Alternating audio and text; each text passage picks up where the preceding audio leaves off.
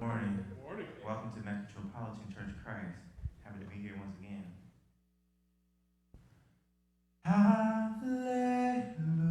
Hallelujah. You have won the Yeah. victory. Yeah.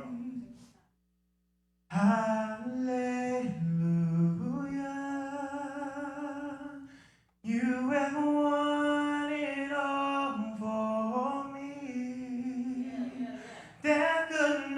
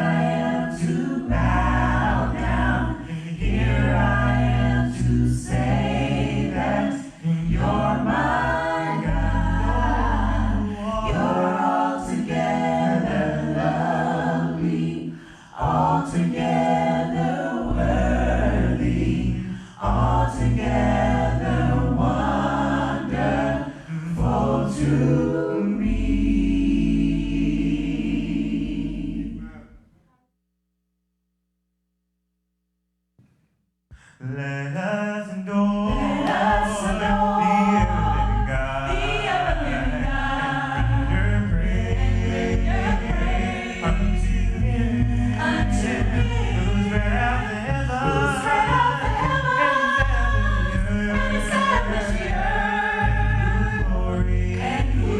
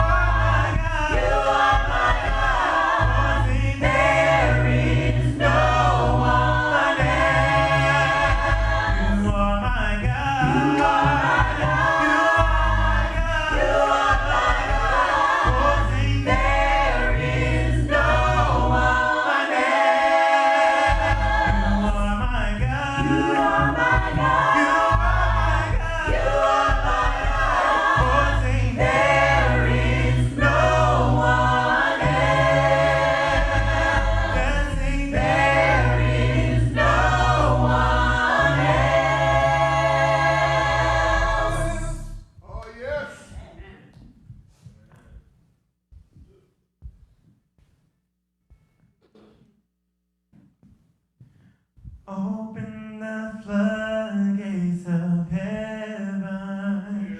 Let it rain. Sing, let it rain. Oh, sing, open the floodgates of heaven.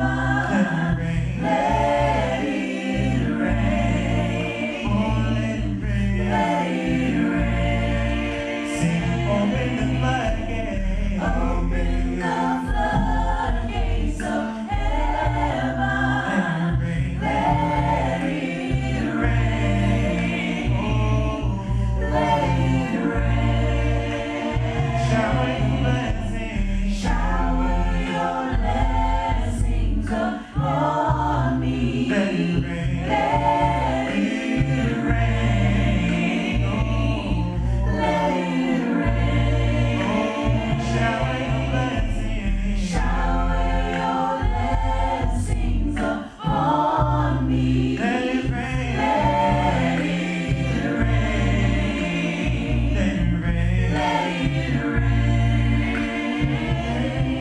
Oh, I feel the rain. I feel the rain. Yes, I feel the rain. I feel the rain. Oh, I feel the rain. I feel the rain. Yes, I feel the rain. I feel the rain. Yes,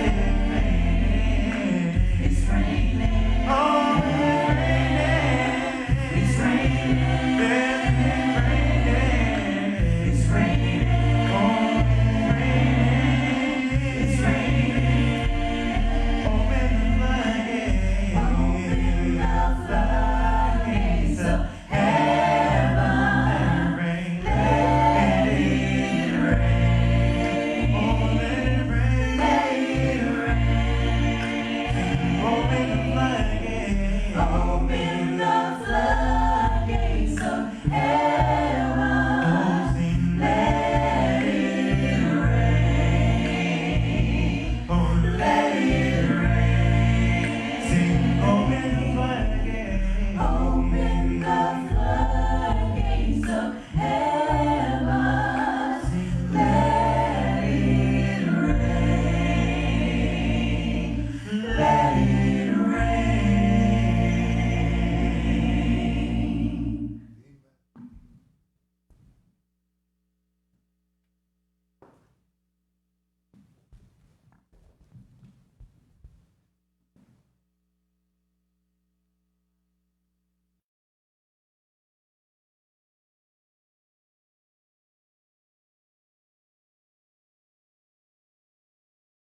Good morning once again. Good morning, amen.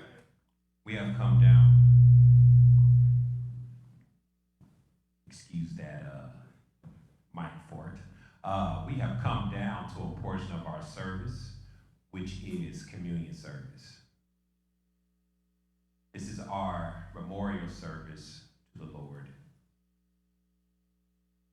Upon the first day of the week, as children of God, we are to assemble together to worship and to break bread and take of his shed blood. We do this in remembrance of him, remembering the sacrifice, remembering the example of the unconditional love that he shed or shined upon us when we didn't deserve it. So this is our time to sit back and reflect on the love that God has shown us, and let us also reflect on the love that we show him.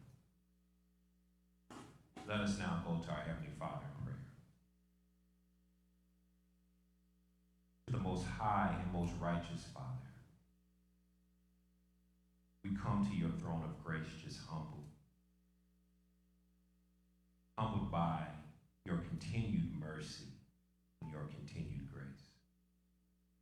Specifically, Lord, we pray to you at this time just with thanksgiving in our hearts, thanking you for sending your Son, your only begotten Son, for the sins of the world, so that we may have a right to the tree of life. We thank you and we love you. In Jesus' name we do pray. Amen. You may now break the first and second seal.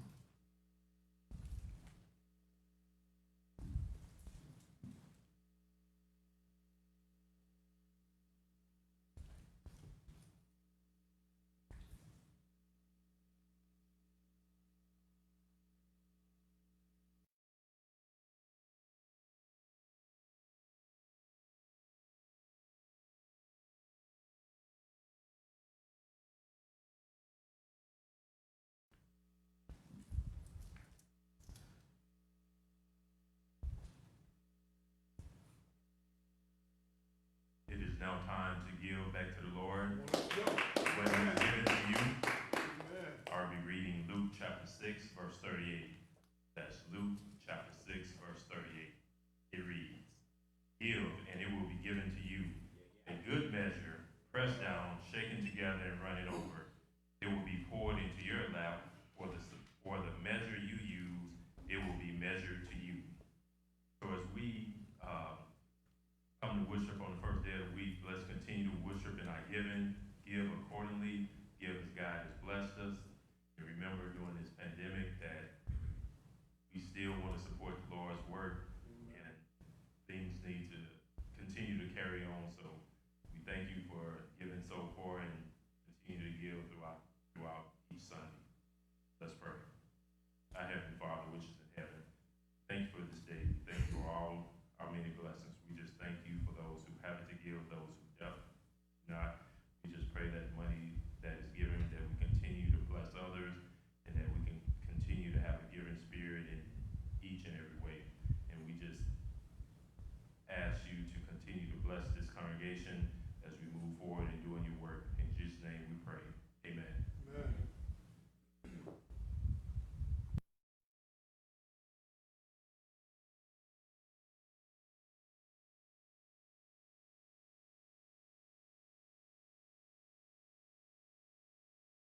I'm determined to walk with Jesus. Yes, I am. I'm determined to walk with Jesus. Yes, I am. Through all trials, tribulations, persecutions, I am determined. I'm determined to walk with Jesus. Yes, I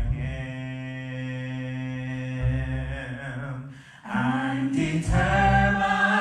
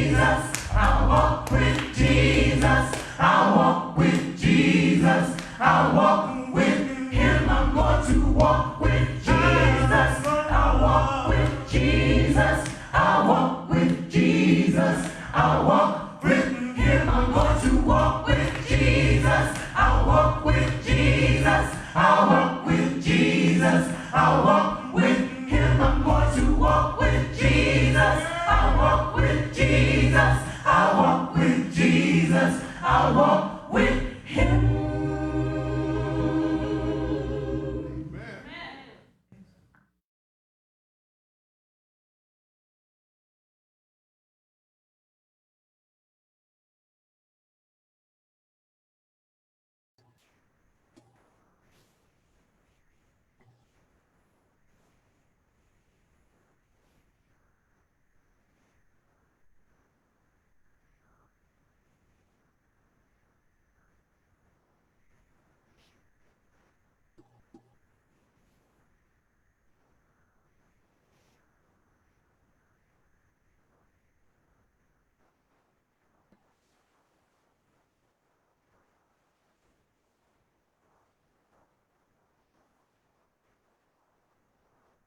Good morning, everyone.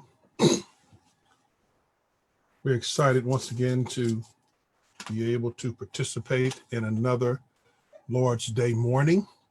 It is wonderful, again, to see everybody today. And we hope that you are being blessed by the service. I'm telling you that Dawn worship team, they're getting better and better. Amen. Amen. And we appreciate the ministry of Brother Tony, our one of our assistant worship ministers, and of Kira, our director of choral music, and the team that works with them. They are so diligent, and we just praise God for their continuing willingness to bless the church. Those of you who are our guests today, our visitors, friends, family, fans, whatever you might want to call yourselves of this ministry, we just want to welcome you to the Metropolitan Church of Christ, where it is our mission to help people become fully functioning followers of Jesus Christ. We're also hoping that you are on the right journey. All of us are on a journey. We just hope you're on the right journey, and we hope we can facilitate your journey into who God would like for you to be. We are also blessed today to let you know a little bit about our mission of helping people become fully functioning followers. We do this by an operating system or a process, which we call our fully functioning process, where we lay the one foundation, who is Jesus Christ, through helping people hear and do the word of God, according to Matthew 7. Well, the Bible says, if you lay this foundation, no matter what comes in your life, you will be able to survive and thrive in it. This one foundation, from this one foundation flow four functions: discipleship, mentoring others like Jesus mentored people so that they can be followers of the ways of God. Praise and worship. We praise and worship corporately like we're doing now. Even though it's virtually, we're all singing together and we're all worshiping together. We're communing together. And that is awesome.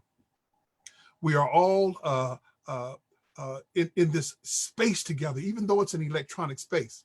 And so we praise God for that.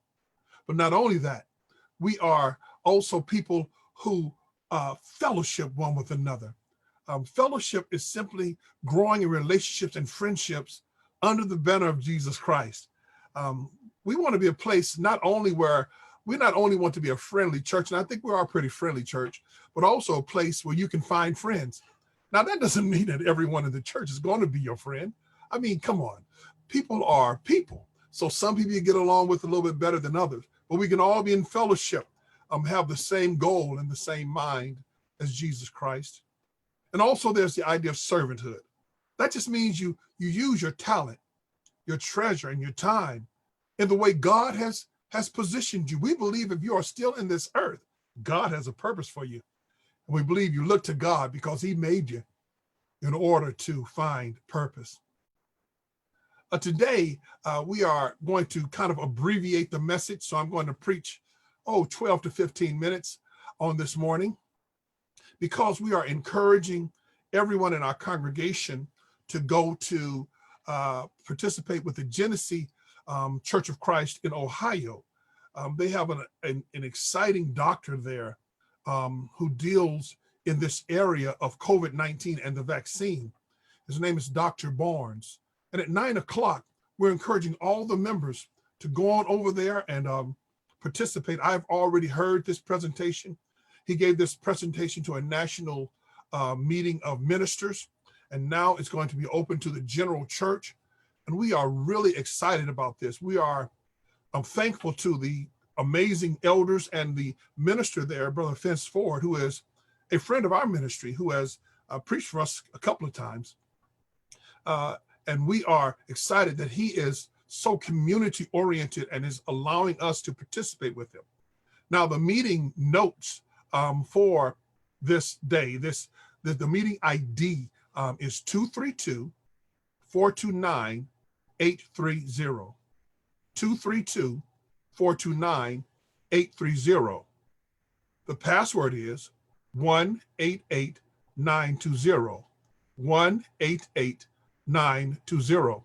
Now, if you didn't get that, you can go on our Metro Facebook family page, and there's a beautiful picture there that will allow you to see this. This picture here. Thank you, Brother Rashad just put it up for us, to see this beautiful picture of the meeting ID and the password. Well, today also, Metro family, we got a new theme for the year. It's called Refocus. We're not quite ready to roll out the graphics for it yet, but you'll be seeing it very soon. Myself and the elder and the ministers are working to kind of roll this out, kind of our job to do. We want to roll it out and let everybody see it. But we're also, because this is the beginning of a new year, starting a new series. And this new series is called Hit the Reset Button. You know, like when your computer or something is just, it's a good computer.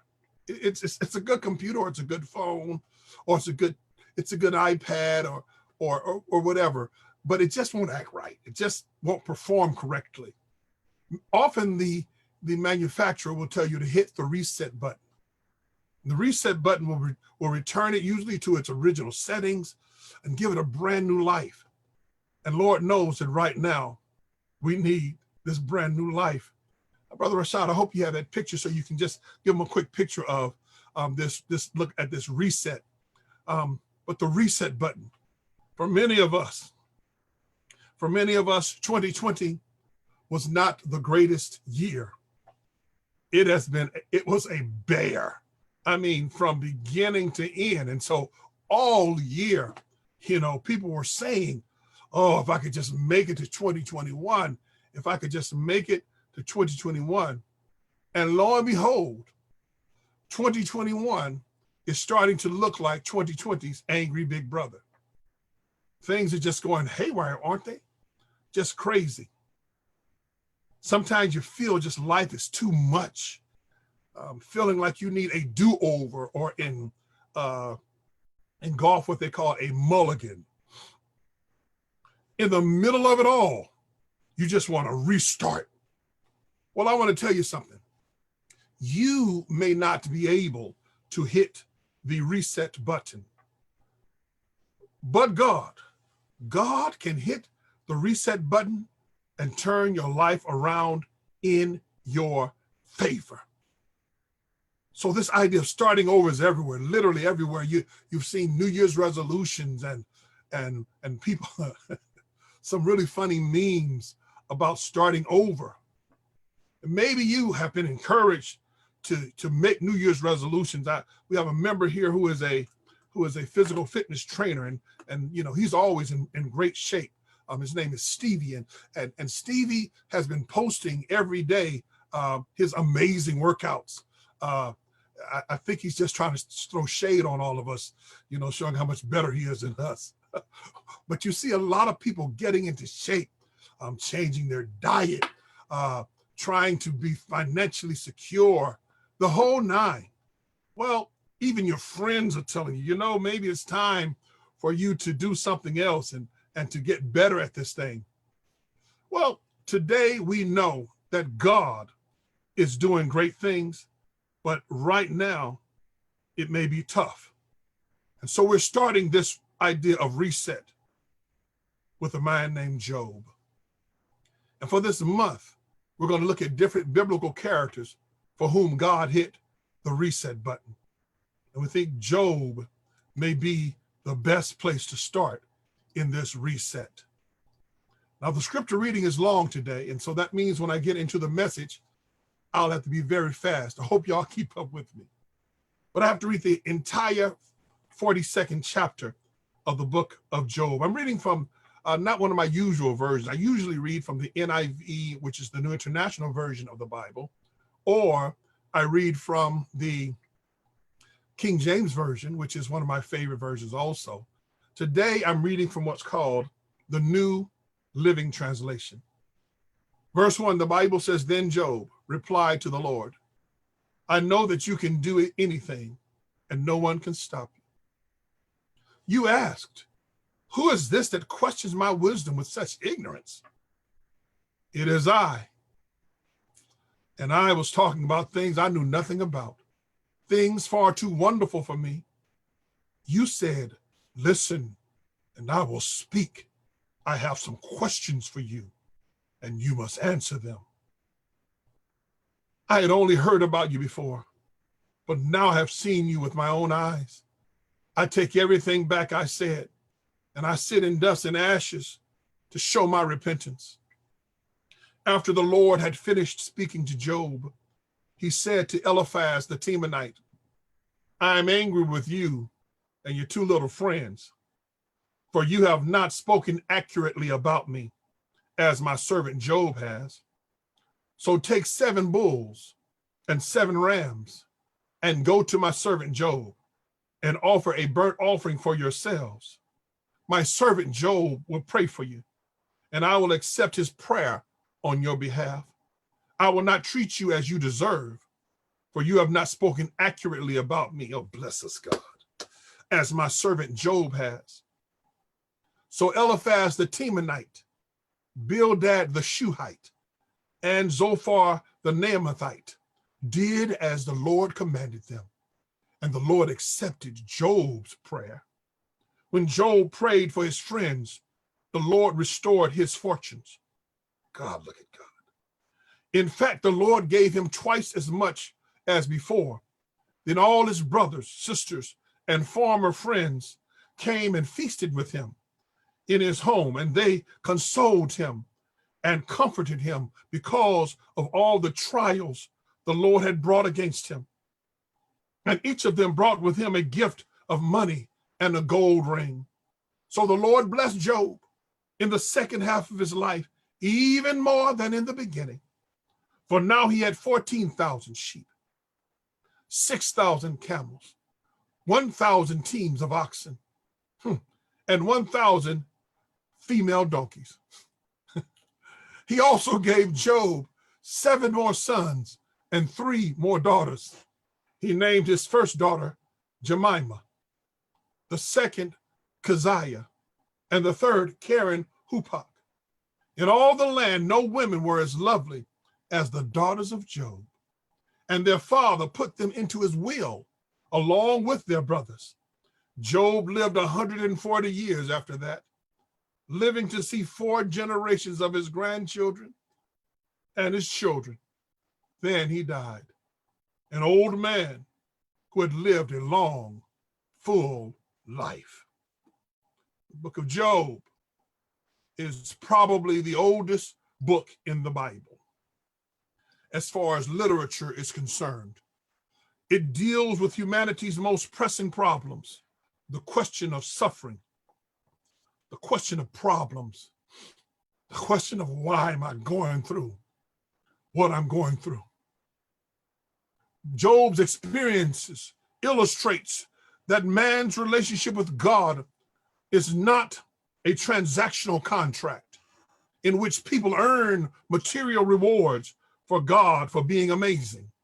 Our relationship to God is also not a juridical arrangement in which God is obligated to reward us for every good thing we do or punish us for every evil act we commit. Instead, Job teaches us that it's about trust. It's about faith. We need to learn to trust God and worship him regardless of the circumstances, and rely on the perfections and the immaculate nature of his character, even when God's ways are ways which we don't fully understand. Misfortune, suffering, adversity, affliction, hardship, calamity, grief, pain, or just plain old bad luck does not mean God has forsaken you. It does mean he has plans that you or I may know nothing about. When a child of God goes through tragedy, it may never be fully understood on this time side of life. Yet we can realize that God is in charge, that God knows what he's doing, that God is working something, and that God, regardless of how we feel or what we're going through, still loves us. God cares, even if he allows us to go through great pain, great emotional hurt, and great sorrow. Therefore, in the old church, we would sing with fervor the classic hymn 473 in sacred selections. Tempted and tried, we oft are made to wonder why it should be thus all the day long, while there are others living about us, never molested, though in the wrong, farther along. We'll know all about it. Farther along, we'll understand why. But cheer up, my brother. Live in the sunshine. We'll understand it all by and by. Now, Job's three friends, if you don't know the story, remember Job went through several phases, the book of Job. It starts out, this book of Job, talking about how Job went through great problems and hurts, how the devil had come to God and said, let me get to Job. But matter of fact, God has said, have you considered my servant Job, who he is faultless and there's no one greater than him. And we remember how Job went through a great dilemma. He went through a great problems. Job went through great issues and hurts and pains. And then because of that, he had a time of debating. He debated with these three friends. He debated with God. He debated with his wife. But then it comes to Job's deliverance. And that's this section of Job we're in now, in Job's deliverance. But the fact is, these three friends, Eliphaz, Bildad, and Zophar, thought that the purpose of suffering was God's discipline. In other words, you're punished for doing the wrong stuff. Job thought suffering was about God's destruction. You know how it is. He said, God just wants to destroy me. He's out to get me. Elihu, his fourth friend, the one that had sense, he stressed that the aim of suffering is direction, to keep us from death or to show us the right way. But actually, Walvoord and Zook, they believe that God has two purposes for suffering. And if you're suffering, you might want to hear this. The first one is demonstration. Satan's allegations are false against you. What Satan is saying about you is a lie. And so God will allow you to go through things as a child of God to prove himself strong and to prove that you are more than what the devil says you are. But also about our development. Because Job went through these things, he had greater insight into who God was. Because that is the measure of man, to know God and to know his son, John 17, Jesus Christ. Therefore, to attack God or to misrepresent God or to challenge God or to accuse God or to bait God or to try to corner God, all things Job tried to do are improper responses to our suffering.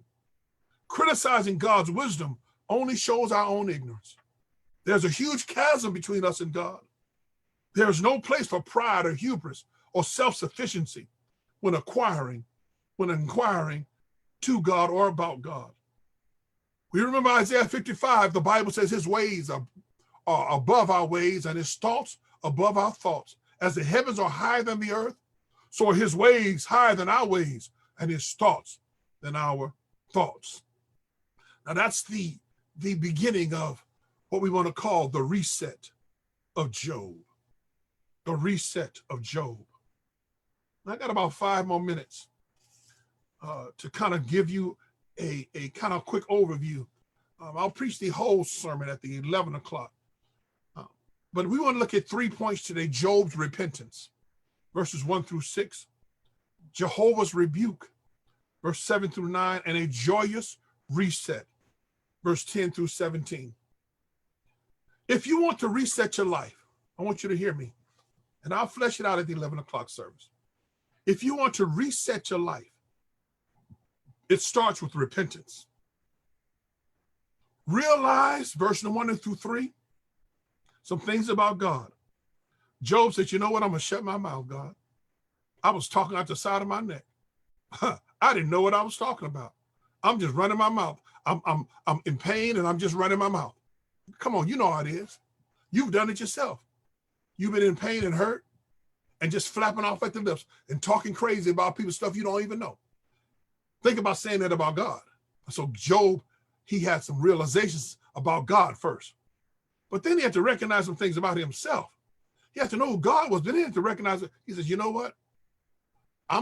This is too amazing for me to talk about. Let me just shut up and let me turn and repent. But then you have Jehovah's rebuke. Jehovah rebuked his friends, Eliphaz, Bildad, and Zophar. And he required some things of them. Jehovah required for them because they had given Job wrong information. They had told Job the wrong stuff. You got to be careful who you listen to when somebody tells you about what you're going through with God. Amen. But Jehovah comes and rebukes these friends and says, you were talking about stuff you don't know what you're talking about. But Jehovah didn't destroy them. He said, what I need you to do is sacrifice and offerings. And then you need to go talk to Job. And so Jehovah restored Job when Job was able to pray for his friends. Whoo, that's a word there. Sometimes your deliverance comes in your ability to forgive the folks who steered you the wrong way. And finally, there's a joyous reset. God hits the reset button in verses 10 through 17. There's a joyous reset. God reset the relationships. God reset his riches. God reset his relatives. I don't know if you know the story of Job. We'll open it up more at 11 o'clock. But Job lost everything. He lost his kids. He lost his money. The wife was tripping. He lost everything. But God at the end, the Bible says, restored everything Job had and more. He had boys who were party boys. But at the end, he gave him some more sons. But at the end, he gave him these 3 daughters. And he even gave them names. Oh, God, you just don't even know how deep that is in that culture. That God elevated the daughters. He elevated the daughters with names. And the sons, he just said, well, he gave them some more boys. He elevated his daughters. Now, this was not to say that these were replacement kids. No. What this is saying is that Job got the chance to use what he had learned now about God to help his new children, to live a new life. But this ain't no fairy tale, y'all. If I can just close by saying this. I remember there's a song by Anita Baker. It's a song called Fairy Tales. One of my favorite songs of hers. She said, I can remember stories. Those things my mother said. She told me fairy tales before I went to bed. She spoke about happy endings, then tucked me in real tight. She turned my nightlight on and kissed my face goodnight. My mind would fill with visions of perfect paradise. She told me everything. She said he'd be so nice. He'd ride up on a horse and take me away one night. I'd be so happy with him. We'd ride clean out of sight. She never said we would curse, cry, and scream and lie. She never said that maybe someday he'd say goodbye. The story ends, the stories do. Reality steps into view. no longer living life in paradise of fairy tales. This ain't a fairy tale. This is not saying that there's always a happily ever after. What this is saying is that God is the one who's going to write your final chapter. God is the one who's going to be your happily ever after. Yes, sometimes you're going to go through stuff and it's going to be tough stuff, but ain't it good to know that God will hit the reset button? Ain't it good to know that no matter what goes on the Capitol or in your home, that God can hit the reset button?